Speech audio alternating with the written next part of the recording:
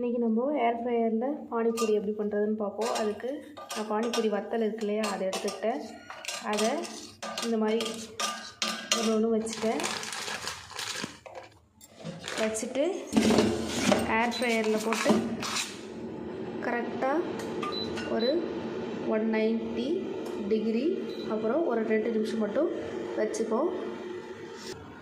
Panipuri water நான் ready பண்ணிவிட்டு புதினா கொத்தமல்லி அதுக்கப்புறம் ஒரு மிளகாய் கொஞ்சம் ஒரு துண்டு இஞ்சி அப்புறம் கரம் மசாலா இதெல்லாம் போட்டு ஒரு ஆஃப் லெமன் இதை புழிஞ்சு விட்டு பாடி தண்ணி ரெடி பண்ணியாச்சு. ஓகே, 2 மினிட்ஸ் கம்ப்ளீட் ஆகிடுச்சு. கம்ப்ளீட் ஆனதும் நமக்கு பானிபூரி ஒரு சொட்டு கூட இல்லாமல் எண்ணெய் இல்லாமல் சூப்பராக பொரிஞ்சு வந்துருச்சு. பாருங்கள், ரொம்பவே நல்லாயிருக்கு. நெக்ஸ்ட்டு பானி வாட்டர்.